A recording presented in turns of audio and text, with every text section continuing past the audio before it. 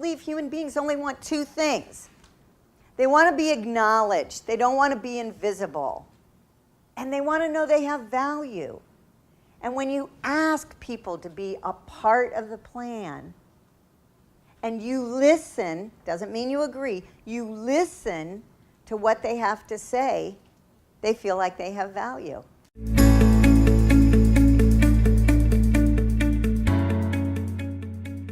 Let's find the commonalities between the generations. Because at the very heart, we're all just human beings. And what ties us together is human relationships.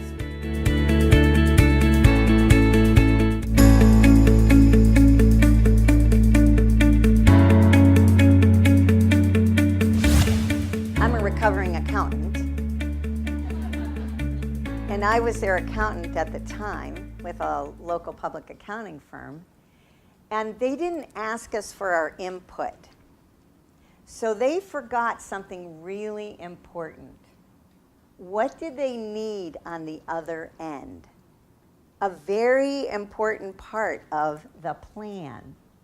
And because they didn't do that, after spending 6 months and $100,000, it didn't serve them. And eventually they had to chuck the whole idea. That's because their plan didn't have a beginning. Well, it had a beginning, and it had a muddled middle. But they never looked at the outcomes really specifically from every department. The heads of the company knew what they wanted, but they didn't ask the finance department, what kind of numbers do you need to get us this information? They didn't ask HR, what kind of information do you need so I can get these metrics so we know what's going on with our workforce? They didn't plan with everyone that was involved. When you do that, automatically, when you go through the department and you say, what is it you need? I got buy-in right there. Wow, they care what I need. For me, one of my triggers is people who make a left-hand turn when there's about 4 signs that say no left here. Yeah, you've seen them. And I used to get angry. It's like, why am I wasting that energy? So now, while I'm in my car, and unfortunately sometimes there's a passenger asked to listen to this, I will say out loud, oh yeah, that's right, that rule's not for you. So if we keep telling people you're going to have a hard time working together, what happens? They have a hard time working together. I worked with a company that made brake systems for airlines. And one of the ideas that they had was to let their people know that they weren't just making brake systems, they were saving lives. And they had a saying, something like, saving lives every day. That came out on their pay stubs. That came out on every email. It was like a signature. That came out on every newsletter they had. It was on their walls. It was in all of their policies and procedures. Somewhere within there was, we're here to save lives every day. It's that repetitiveness that makes these ideas seep into your organization.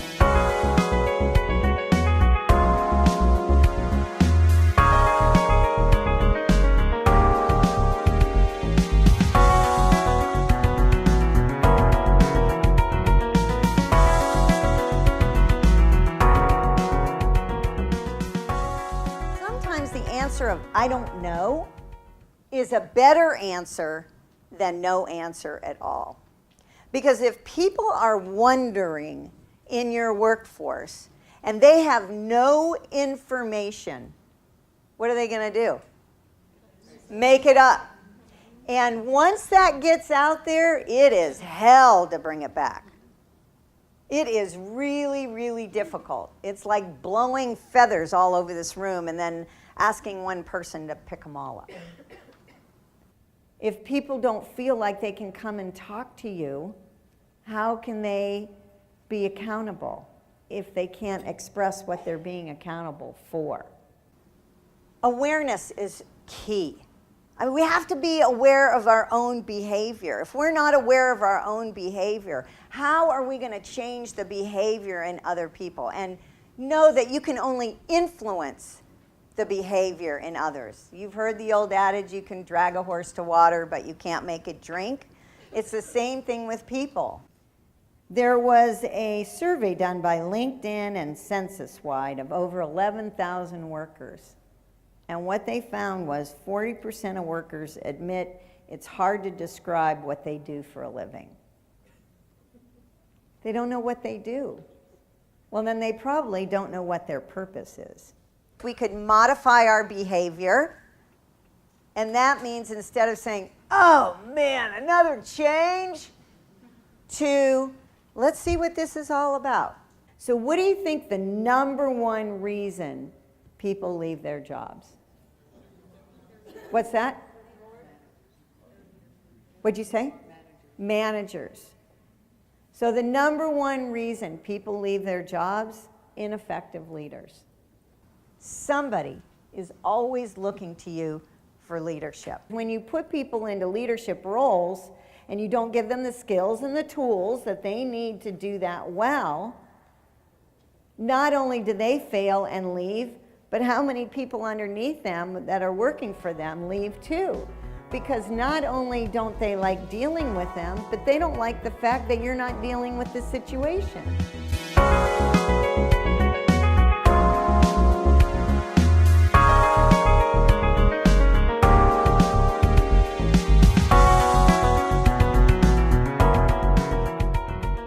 You may not have all the information. Sometimes it's best to say, I don't know. Somebody may come up to you and say, well, what about this circumstance? And your answer might be, you know what, we never thought about that. Thank you. Thank you for bringing that to our attention. That's something we're going to have to look at. Would you like to help us with that? Huge buy-in. Most people don't know how to listen well. They don't understand what distractions cause them to not listen because they're not aware, because they haven't worked on it. They haven't made deliberate choices to find out what those distractions are. When you feel overwhelmed, what's the number one response to that? Never mind. Never mind. Too hard. Never mind. Can't do it. And when you don't give people support when you're going through certain changes in your organizations, that's the other part. It's complicated and I'm not getting support. Woo! Bye. And here's the other piece of a gratitude wall. It's such an easy, inexpensive activity that makes a profound difference. Easy, inexpensive, profound. Even the people who didn't participate, when they walked by and read the individual notes that were written, it made them feel better. Easy, inexpensive, profound difference. I don't care if you have convenience stores or you're selling insurance or you're manufacturing, your people who are dealing with clients and customers don't have the same tone about them if they are frustrated by some internal change. Bad enough they might talk about it. Bad enough they might talk about it in the local bar at Wings Night. Because none of us know where our business is coming from or our next good employee. Now when I say reflection, I don't mean go home and go, oh my God, I didn't do this. Oh, I should have done that. Oh, because that's what we do, right? We go home and we just beat ourselves. I don't mean to do that. What I mean is to really reflect. What did I do right today? Again, this is another deliberate question. What did I do right today? How could I have done that better? What do you mean you're having a problem? How could you be having a problem? We thought of everything. We planned. We trained you. Jennifer, how could you have a problem? Or they don't ask at all. And they don't have any communication lines open for you to go and ask a question because you'd feel like an idiot because that's the way the company has made you feel.